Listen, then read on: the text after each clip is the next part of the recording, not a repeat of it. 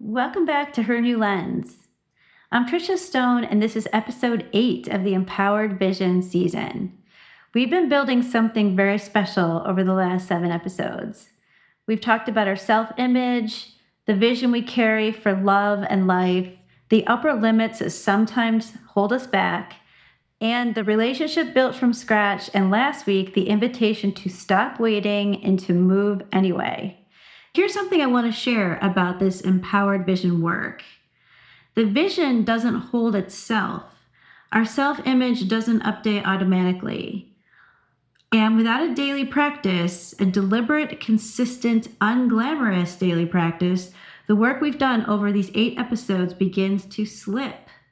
The Course in Miracles says, and I think about this a lot, that ego speaks first and it speaks loudest. Without something to counteract that voice every single day, it reclaims the narrative. I experienced this exact thing recently. Things are going well. The podcast is growing. I'm having meaningful conversations. I feel aligned with the work I'm doing. Then one small thing happens when someone doesn't respond the way I'd hoped. And within minutes, I could feel myself spinning and slipping into an old story that says, maybe I'm behind or this just isn't working. I should be further along. In reality, nothing had actually changed. Only my story changed. That's when I realized again why these daily practices matter. We find ourselves back at the baseline in the old story.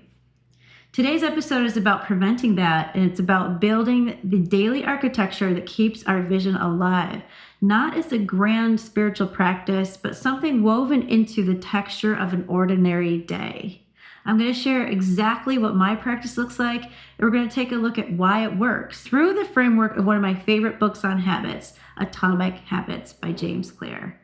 So I don't know if you can relate to this, but I know for me, so often I'll be having a great time, things are going well, things are lining up. Then one little thing happens and it's like a test, and I go backwards. I've gone back to the ego. I've gone back to my old story, and I have to pull myself up and pull myself out of that. Even though I've been practicing for so long, I still have to do that work. And that's okay, because I'm willing to do it, because it's worth it. It's worth it to do this work because it's possible to move forward, move past those limiting beliefs and into a new way, a new energy in where you want to be. I reference James Clear's Atomic Habits because I just think it's one of the most brilliant books ever written, and I'm not the only one. It's been such a huge success, and there's so many practices in that book that are helpful. One of the things that he says over and over is every action is a vote for the person you want to become. So a lot of this is about practicing who you want to be, and over time, I have found when the practice is consistent, and I do believe discipline is an extremely, incredibly important act of self-love because it requires us to commit, and you commit from the gut, from your third chakra, from willpower, and that's also deep, deep love for yourself that you're willing to do this work even when you don't feel like it, even when you're tired, even when you feel lazy, even when you just want to slip back into that old pattern. You realize, wait a minute, no, I'm reaching for something more. I do want this thing, whatever it is in your life. Even if you just want to continue to expand the life you have now, building in these practices can help you to keep evolving and growing and moving in the direction of your dreams. I know for me, when I am disciplined, which like most people, I go through phases where I'll have a few weeks where I'm really good, then I'll slip a little bit, and I have to acknowledge and say, okay, I'm slipping back to the baseline. So I'm going to choose to re-engage and practice again and do what I need to do to help myself to step out of that and really embrace more of who I truly am, not the stories I've been told, the stories I've told myself.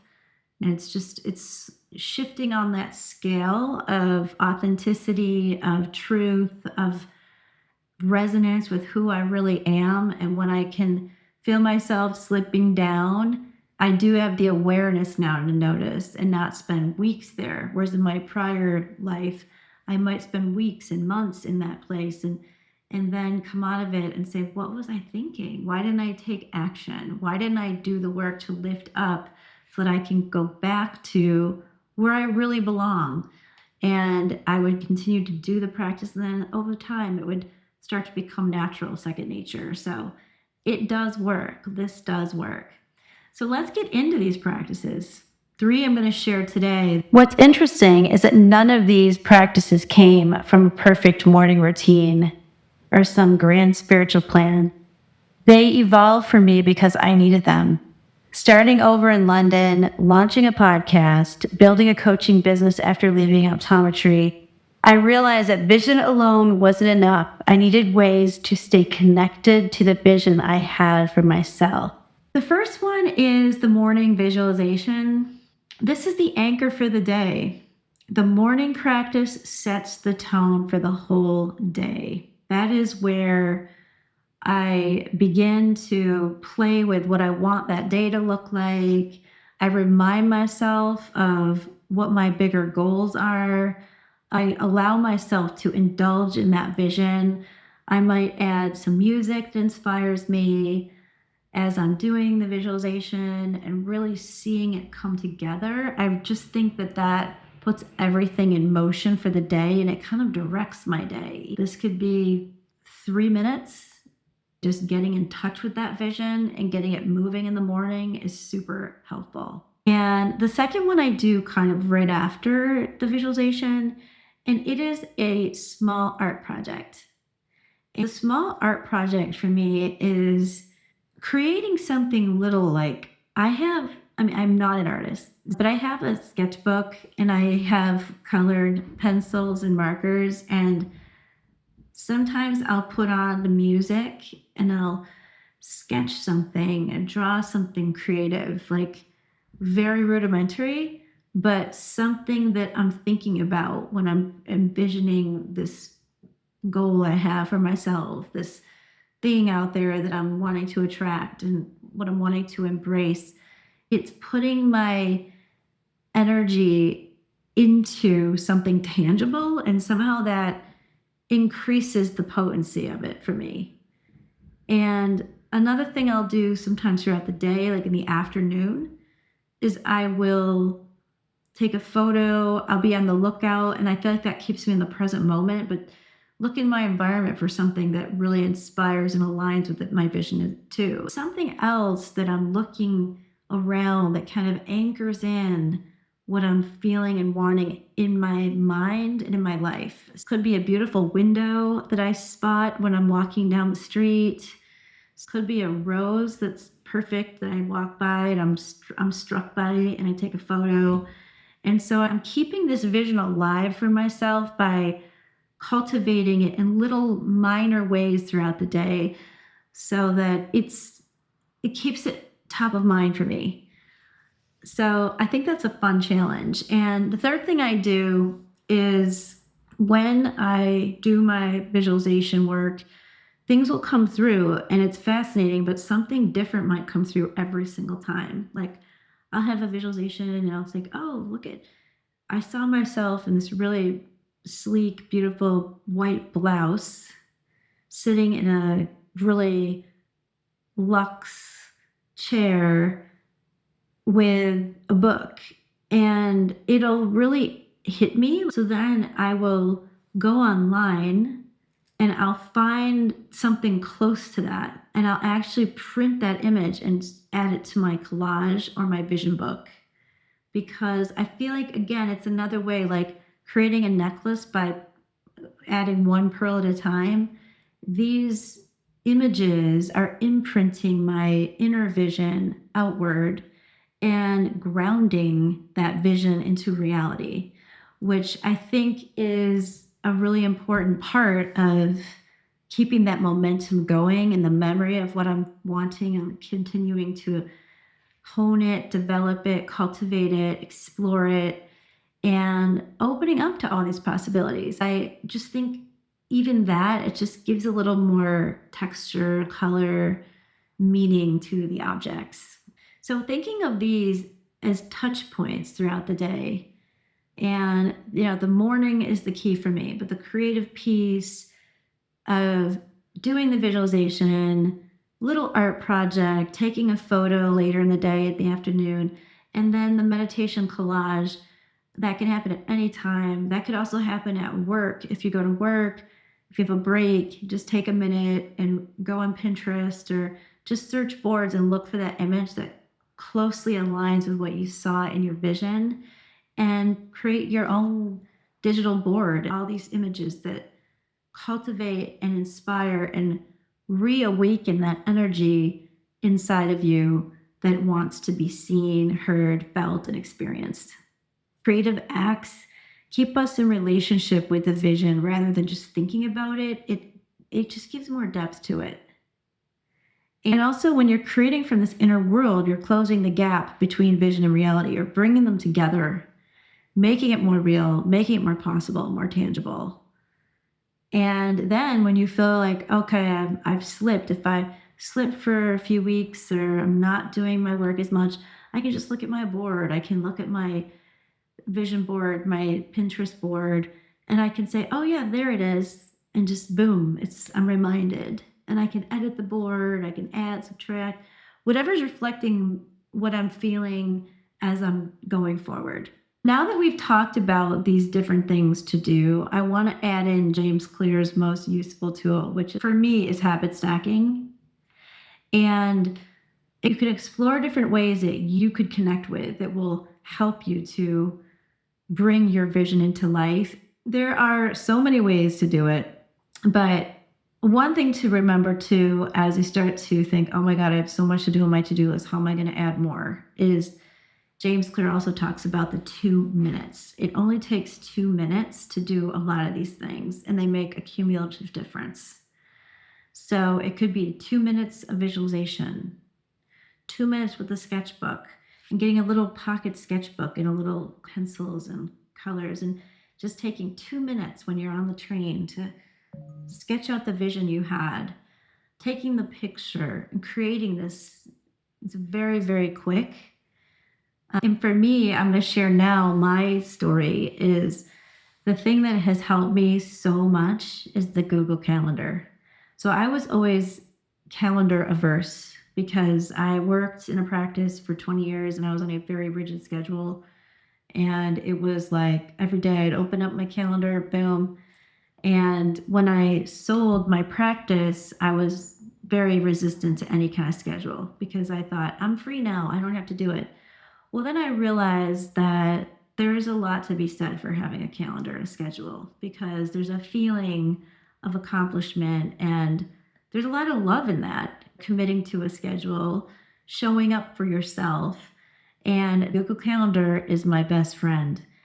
If I don't put it in the schedule, I won't do it, because I'm the kind of person that when I get going in the morning, I can go down 10 rabbit holes before I even get my coffee mentally. I look over at my closet and I think, oh yeah, I need to take these things to get them altered.